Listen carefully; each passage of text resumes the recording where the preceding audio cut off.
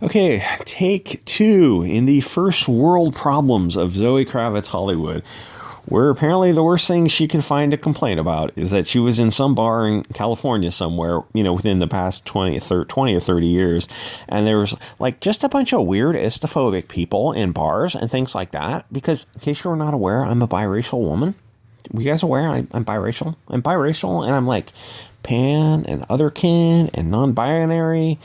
And it's just, is she good looking? She's okay looking. For Hollywood, no, she's not great looking. She's just okay looking. She's probably leaner than the average person, but she's not. You're not going to look at her and like, oh, okay, from in the realm of Hollywood, is she a beautiful woman? No, she's good looking for sure, but not. You're not turning your in Hollywood. You're not turning your head twice at her. So she's got to do all this kind of stuff to stand out. Constantly mentioned she's a woman of color. It's like, oh, okay, you're great. Anyway, so she says to say, here's what purse puppy privilege is to say the dumbest things on earth and never get any pushback. The Guardian reporter who did the interview, nobody's going to give you any pushback, because if he does, it's like, there's no way the Guardian reporter could give her any feedback. He would just be fired and blacklisted from an industry completely. So you get a situation where people can just spout this nonsense and the interviewer is just kind of soaking it up. So you never get your ideas challenged. You never sharpen your rhetoric. It's just you just like this Hollywood echo chamber, being able to say the most insane things. California, white people in California are not the issue in any shape or form. In fact, once you start to think about what she said about California, it's kind of a self-own, because it's just a bunch of istophobic people in bars. It's a really white area. I felt I don't know, out of place in California. You're gonna kind of look hard to find a white area in California. But so like, were you in actual danger? Oh no, not in actual danger. I felt uncomfortable. I felt unsafe. But like, did anyone carjack you or break into your car, or home invasion, a struggle snuggle, or delete you from this mortal coil? I mean, like, what are the threats you're looking at? Oh, some blonde-haired person in a bar gave me a dirty look. I mean, allegedly. It's like, these people live in their own head. You think, you hear some Hollywood story and think, oh, okay, it might have some basis in fact. You're like, no, you don't understand these people. It can have no basis in fact. Like, there could have. You find out. Oh, she was on set and she never left the set the whole time. It's like, so Hillary, you said your helicopter was under fire, and then when you landed, you were like, you had to run to get under cover from sniper fire? Yeah, that's exactly what happened. So you're on camera, the helicopter is landing normally, and you're walking and like taking pictures and signing autographs. So that didn't actually happen. Oh, it looks like you're going to commit suicide next week. Oh, shit, I guess I'll pull the article.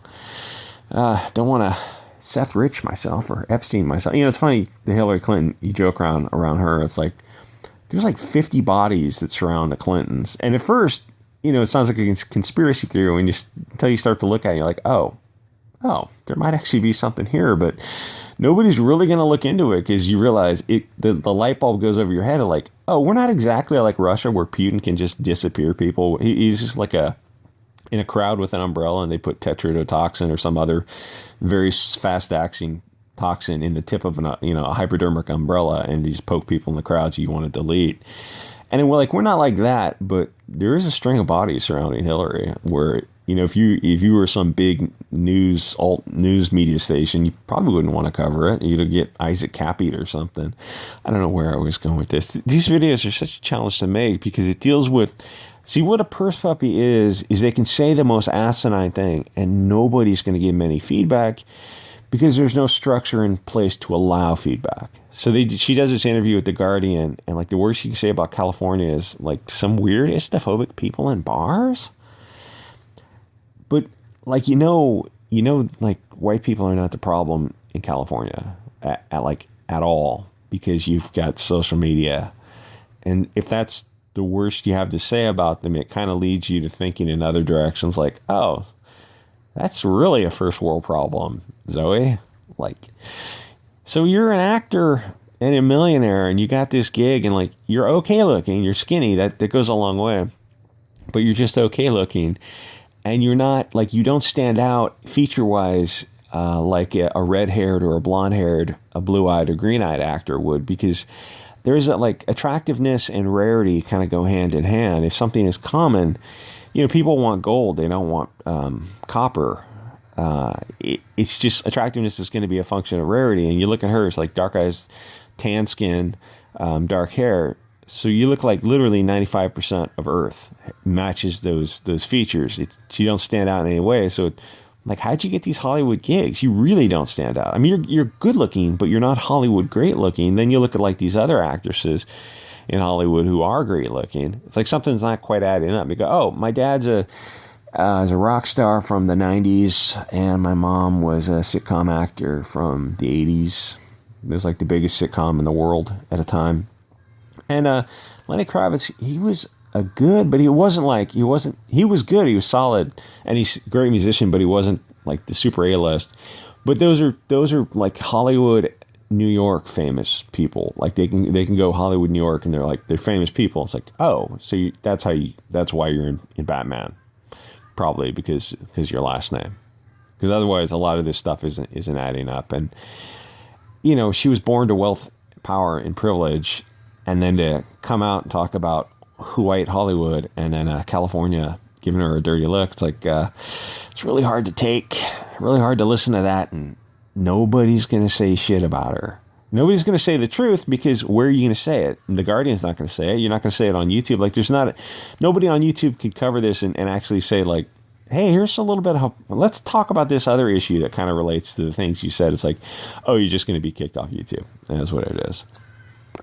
Okay, so the next very, very chicken thing she does is the Christopher Nolan Batman from, I think, 2007-ish was fantastic. I think he did 2 or 3 of those. They were great. I haven't seen them in a while, because I'm so soured on Hollywood now. Or it's like, go touch some grass, my guy, touch some grass. You're so pressed.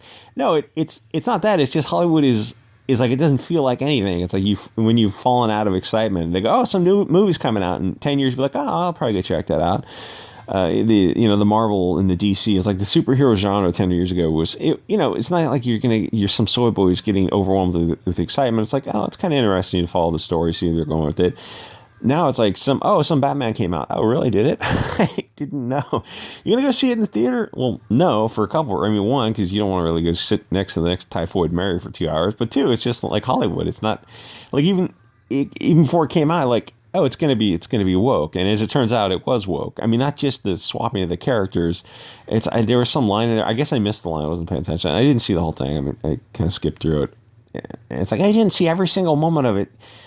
You can watch enough of something to know it's dog shit. It's like, you know where it's going. If you see a half hour or something, it's like, oh, well, the first half hour sucks. Why would I sit through the rest of it? Or you skip around it. It's like, it's a lot of movies. After seeing like the past movies that have come out of the past 4 years, tell me you're excited about Hollywood. After, or say the past 10 years, looking at these movies, like from Ghostbusters 2016 was kind of the start. Star Wars 2015. That whole genre, and then even the Solo, which came out, and then like Wonder Woman 84, the Shang-Chi, the Snake Eyes, Black Widow, like you can name Suicide Squad Part 2, you can name all those movies. You go like, oh, were they good? They're okay. So you excited about Hollywood? No, it's not. Like, I'm not pressed and go touch grass. I'm not. You're so outraged. Oh, the Chads are so outraged. No, I don't think people are outraged. It's like they forgot about Hollywood. Partially due to the wooflu, to be fair. You don't want to sit in a theater wearing an N95. But the next thing is like, yeah, it's going to be woke. The swapping the characters is one thing. That's kind of cringe. And 2, it's like, gee, are all the bad people going to be fair-skinned and all the good people going to be dark-skinned? Yeah. Okay, well, then the story's already told. Like, that's the front page of the story is if you see fair and dark on a comic, a book, a movie, literally, I can tell you who the protagonist and the antagonist is just by looking at fair and dark hair. Oh, why? Because the correlation's like 100% over the past 5 years. Oh, well, just because it's been 100% for the past 5 years, it doesn't. Yeah, pretty correctly predicts the future. Fair and dark. That's the protagonist and antagonist. Which it doesn't really match up. Listen, they're talking about on Twitter, they go, oh, well, black characters were treated so poorly in the past that now you have to reverse things. No, no, you should treat everyone fairly. You shouldn't elevate them, turn them into purse puppies, and then turn the fair-skinned people, fair-haired people into the evil characters. That's not turning things around. To turn things around is striving to treat people fairly, not to denigrate one group of people because they're coming from Europe.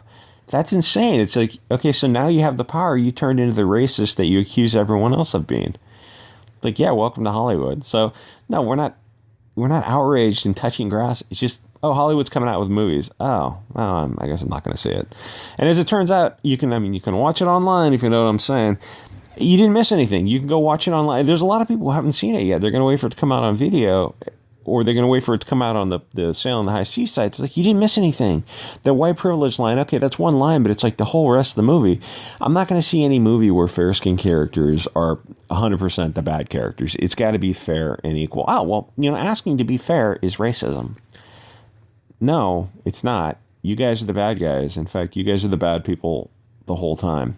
Anyway, like, comment, subscribe. I'll see you guys on Odyssey, Bit Chute, and Telegram.